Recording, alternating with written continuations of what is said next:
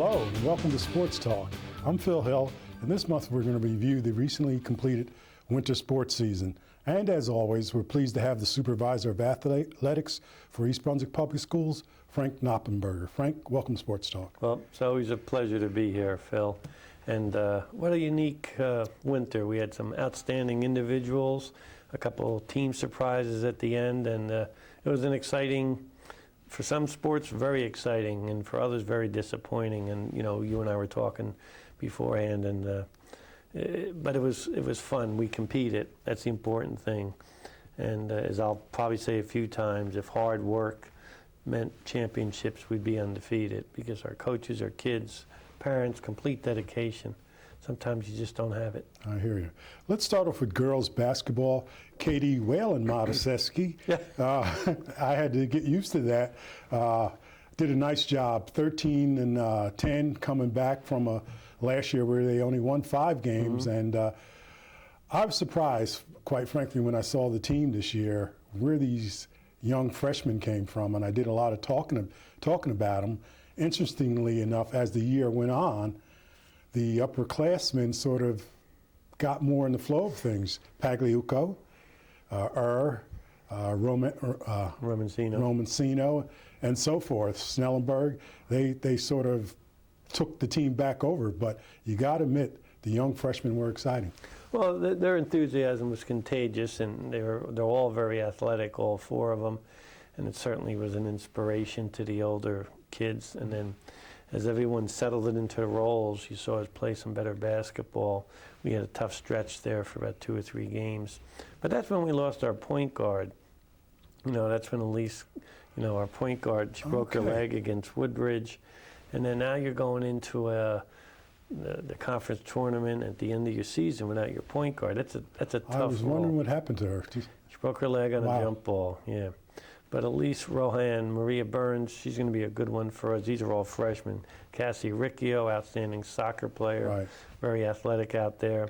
Shannon Nolte, you know, 4 freshmen that are lettering, part-time starters or starters at the varsity level. Plus we have a couple freshmen on JV. And our freshmen are like undefeated. They're #1 in their in the tournament. Wow. And they're, you know, so the future's bright. We have a lot of young athletes out there for basketball. I'm excited for Katie and the staff and the girls.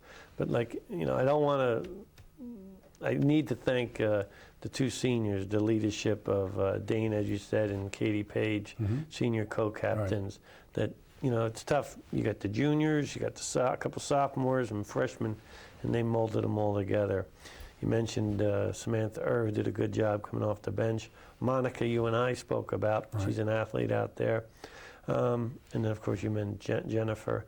And then certainly Tara in that overtime game against Woodbridge in the conference tournament.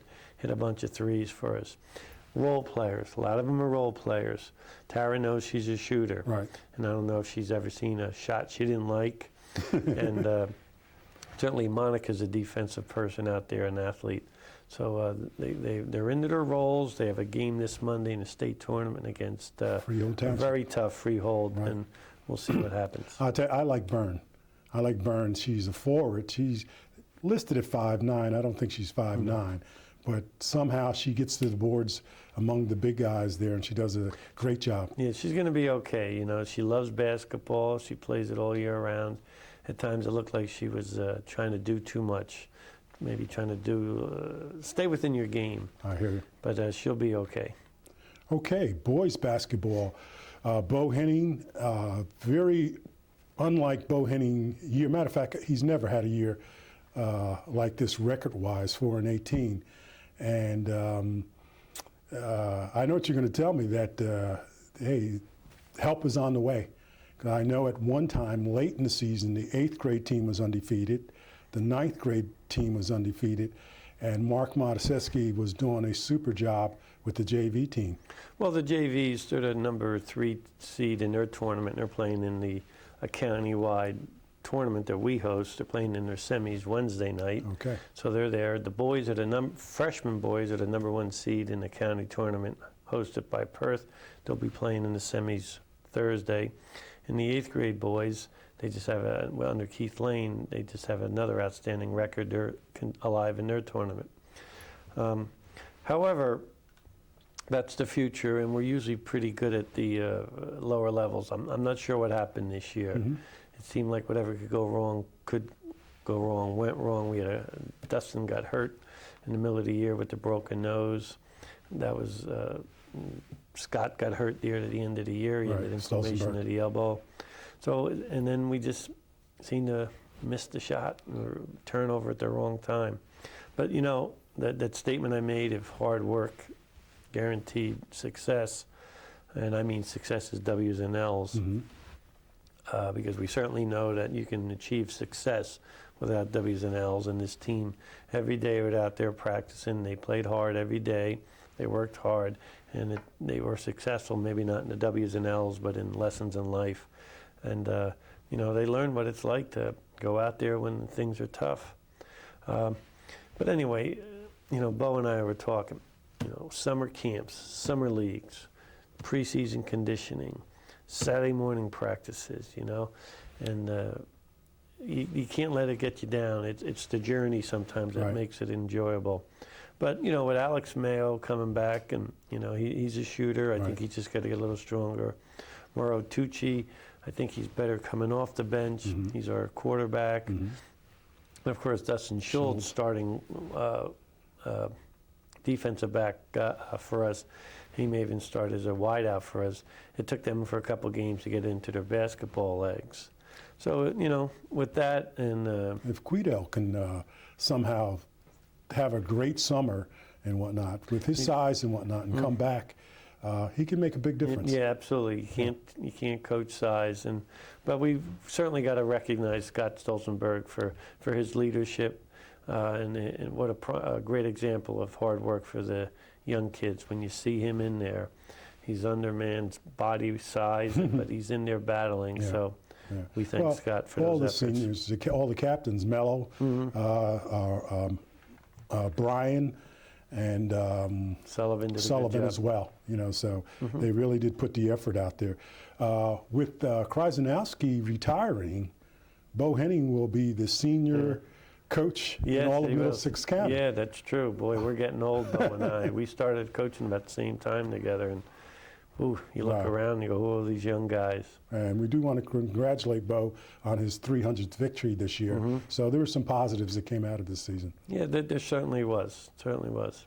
Okay, girls bowling. We're talking about Jeff Elias, who is the coach for both boys and girls, and certainly had an interesting season this year. I think the girls were 17-3-1, and I think they've done something that has never been done before. Well, for the girls, I think that's our first title. They were Group 4 champs. Okay. You know, we're in the tournament. We knew we could contend. We were runner-up in the GMC. We lost in a close one to Carteret. Girls were extremely disappointed. I spoke to Amy after that and tried to console her. She was just devastated. But it just shows what a character Amy Bream has coming back and leading us to that Group 4 championship. Not sure what they'd rather have, the conference tournament or the Group 4 championship. Tough call, but we've never had a Group 4 in girls bowling. So to those girls, Amy, Morgan Brown, a freshman, Alex Manone, who was just put in at the last minute. Okay, Coach DeWitt, and she bowled the game of her life in that championship. Catherine Turek and Kelly McCaffrey. They're going to get a lot of accolades in the newspapers and the conference, and congratulations to them, and whatever they get, they deserved. Because for the entire year, we had a target on our back because we were rated in the state, and they handled it. They handled it pretty well. And it just goes to show you how tough the conference is. They beat Woodbridge. They beat Woodbridge. Carteret was a Group 2 state champ. We were Group 4 state champ, and knocking on the door was Sayreville and certainly Woodbridge. But Coach Elias, I can't say enough about him, what a great job he does with the girls and the boys with bowling. He is a complete coach, and we're lucky to have him. Okay, and again, congratulations to the girls, Central Jersey Group 4 champions. No, Group 4 champs, Right. not Central, just straight Group 4. Oh, straight Group 4 champs. Straight Oh, fantastic. We're going to get a banner for them, put them up on that state championship banner. Okay, let's talk about the boys a little bit. Chris Burns, I know a young fellow that came up, had a good year. And You know who's his sister, right? The basketball player. Elise, You didn't know that, did you? Elise? Yeah, you didn't wow. know that. You know, See there's a few Brim has a brother that? also. Wrestler, yep. It's a lot of families in the school there. It's like the Hills. They got some athletes. Let's Greg. How do you pronounce his name? Churchy. Churchy and whatnot. An outstanding year for the Yes. young bowler there. You had Rob McNone, Jesse Stern, and Dan Spieshak, Right. who's been steady all along. Yeah, great leadership from all those. They'll all be all GMC Red Division, those bowlers. We have a program going now. The kids bowl all year round. There's a lot of pride in the bowling. Coach Elias does a great job of publicizing and letting everyone know about their accolades and their accomplishments. And our bowling team is, under Coach Elias, has really taken a giant step in this year for boys and girls. Another step. We're one of the best in the state now, and it's exciting. I was interested in Coach Elias, his techniques for training the kids and whatnot.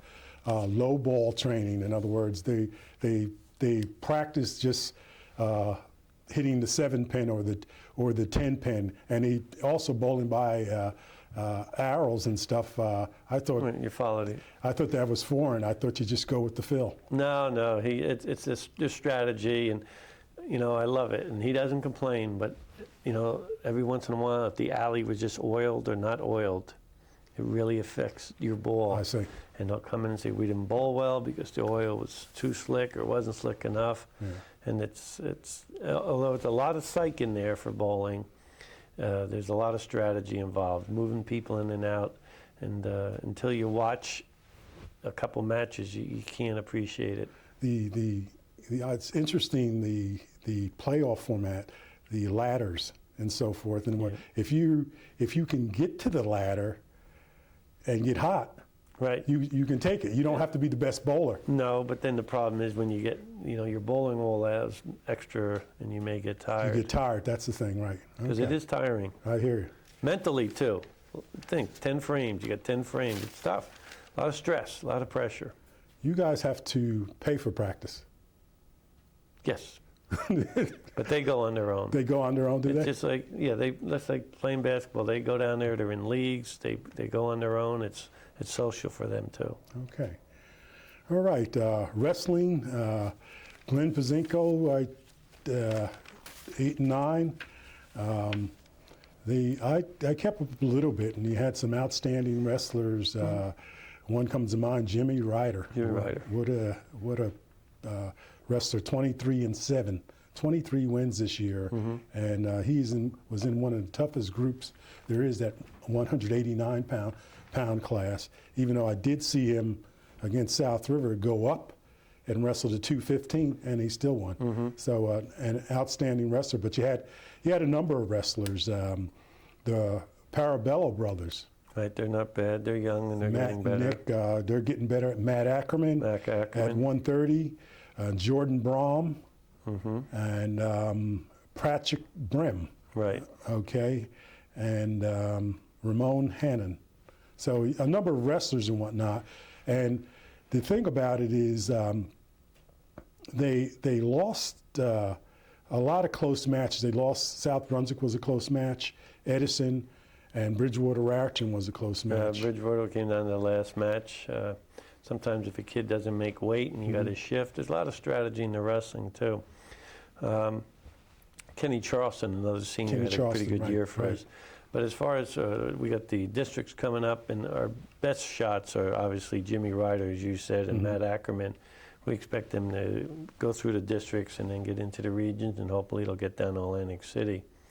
But we had a couple young wrestlers do pretty well in the sub-varsity tournament, so we're pretty good at the younger level. And Ryan Morosi, I guess, when talking to Glenn the other day, he would think that he's our most outstanding sub-varsity wrestler. Okay, and then of course there's Josh Levinsky and Brett Cami as well, some other contributors and whatnot. Christian Ozzo, an assistant coach for an outstanding wrestler himself. Steve Roy, was he a? Steve Roy is from the famous Roy family of Walt Township. There's about 3 or 4 of them, state champion quality. One was a national champion or runner-up. One of his brothers, there's a wrestling school down there. But down in the shore area, Roy is definitely it's like a hill in South River. Okay.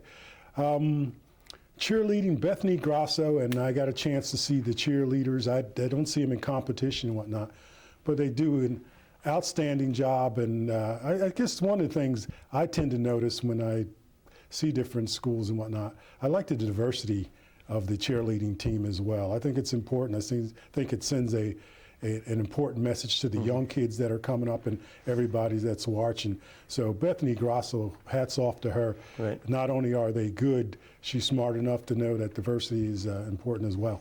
Well, Phil, since you haven't seen him in competition, you Okay. and I are going to March 2nd. What are you laughing at? We're going down to the Sovereign Bank for the state championships. Trenton. And they have had 2 competitions as of date. They took a second in their first one. They were real excited about. Okay. No, I'm not sorry. I'm sorry. They didn't take a second. They took a first. Okay. And the second one, we're not going to talk about that one. That's all right. All right. So they're excited. The girls are really into competition now, and they're still excited about the cheering all the games. 3 captains: Lucy Toto, Nicole Ward, Brittany Scholes, senior leadership, and I'm real proud of those girls and everything they've done and helped this. We're going to that next level. We're Okay. getting into more competition. Toto, Tony's daughter? Yes, it is. Okay. All right. Girls winter track. The thing with girls and boys winter track is the conference, and whatever reason, decided not to have any dual meets. So there's unofficial dual meets records, but we may be running our best. The other team may be running their JV. So it's really not a record per se, because they may be holding off for the big meet. They just want to concentrate, not us, but schools, on the invitationals. But winter track, the highlight for the girls has to be Brittany Rodriguez winning the 55 in the Central Jersey Group 4, and taking a second, I believe, in Group 4. Right. And she's qualified to move on. And then Well, she took first in Group 4, actually, for the 55 meters. Right. And then she took second for the 55 meter hurdles.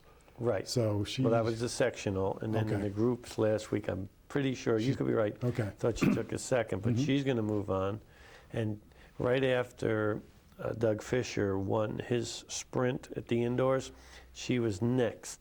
And I was right there, and it was just like if she had a bigger nose or something, Phil, I don't know.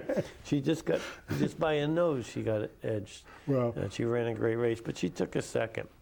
And I can't wait, as you and I talked about, to see her in the spring. And then Naomi Stahl, who's going on to Dartmouth, had a good winter for us. As far as the boys, as you mentioned, Doug Fisher. Surprise. He was in the slowest heat, or not the slowest, but one of the slow heats. He qualified. He was the last guy to qualify for the finals. So that means they put you on the inside, all the way up by himself. And talking to him and listening to the coach, he said, well, I've got nothing to lose. I'm just going to anticipate that gun. And boom, he was out faster than anybody. And I watch him come down for that 4 or 5 seconds, and I kept saying, he's winning, he's winning, he's winning. I think he won. And I wanted someone to share with me. Did he win? And everyone was in shock. And then he was walking around and said, did I win, did I win? And even his dad said, did he win? Because I was at the finish line, and they were up further. And it was just so exciting, especially the Fisher family. He was a champion his junior year indoor. That's right. And then they shared with that, the newspaper, John Haley did a nice little article about them. The mother ran track, so that was great for Doug Fisher. And then, they have different heats. We had a kid, Justin Molars, who's going to be good for us. Now, you probably won't let her, or if he is, it'll be close, but he's going to be a heck of a runner someday for us. I watched him run the 800 in his heat.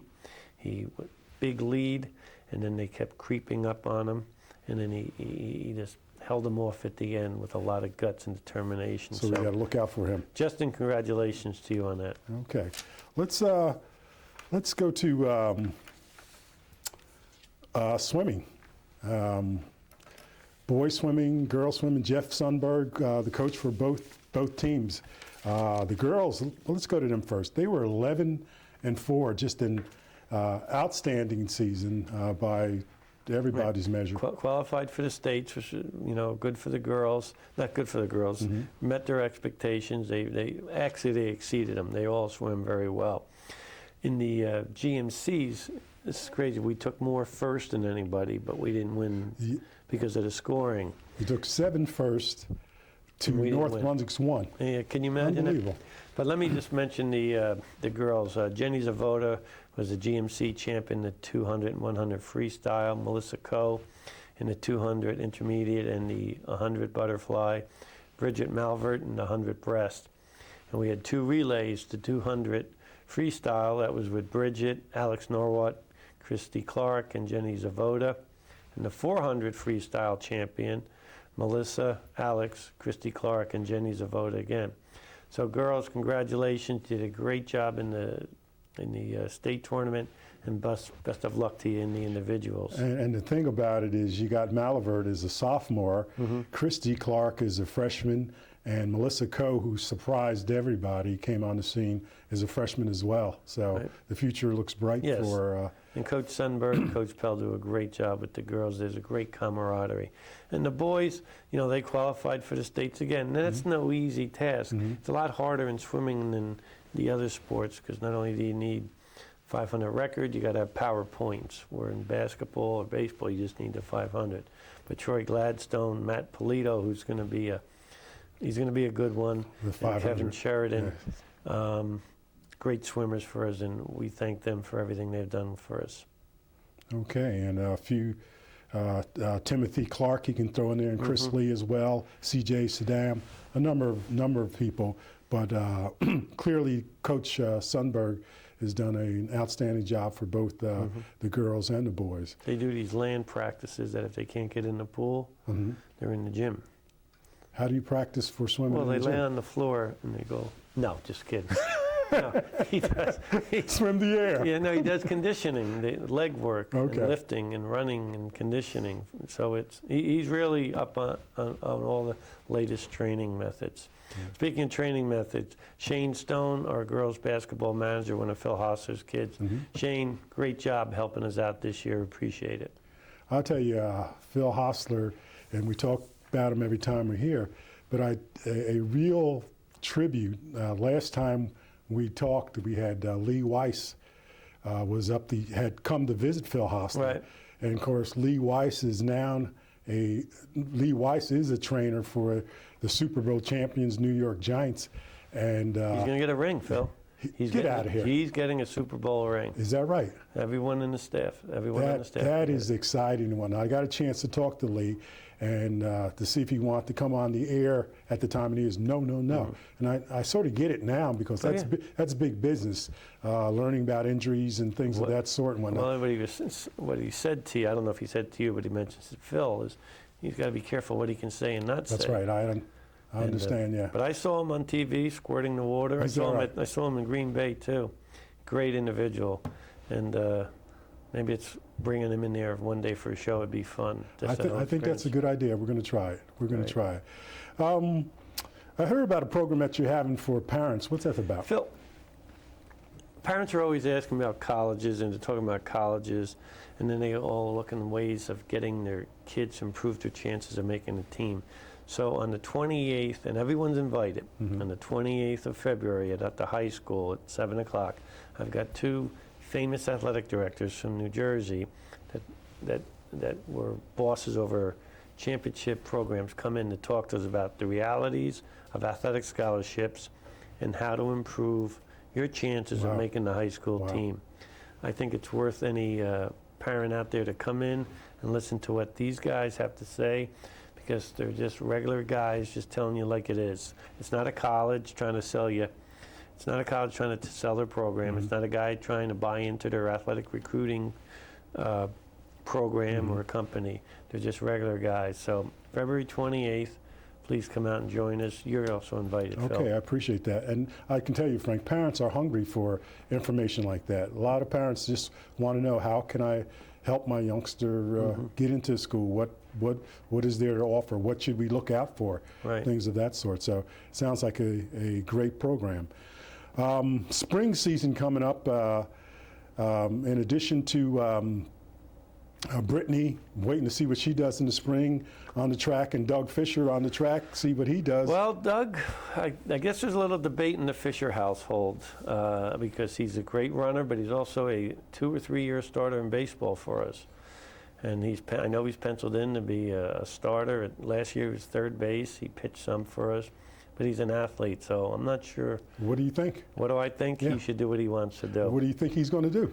What he wants to do. I know what I'd like him to do, but I can't, that's just my opinion. Okay. But yeah, volleyball, Rudd said we're going to be in contention for state volleyball. Henning is real excited about the golf team. They're all back, so we're going to be just as good as golf, if not better. Tennis, Pell said we're going to be competitive. Won't be as good as in the past, but we'll be okay. And the lacrosses and the tracks and what else do we got? Yeah, baseball, Okay. Softball. Brady will have them in contention. Baseball, you need 1 or 2 pitchers, and there's some people that are working hard. So I'm excited about the spring season. The track will finally get open. We'll get to play all those games up on that new turf field. Wow. Well, spring's my time of year, so I certainly will be out there checking out some of the action there, Frank. And again, Frank, I want to thank you for showing up today. It's my pleasure, and thanks to you and Channel 3 and everything you guys do for the athletes. I know I say this every time, but when you watch those games on Sunday night, The playbacks. they're great. And what you guys do and the memories you create for them is just outstanding. So on behalf of all the athletes, past, present, and future, thank you. Okay, for Frank Noppenberger, I'm Phil Hill saying, please join us next time.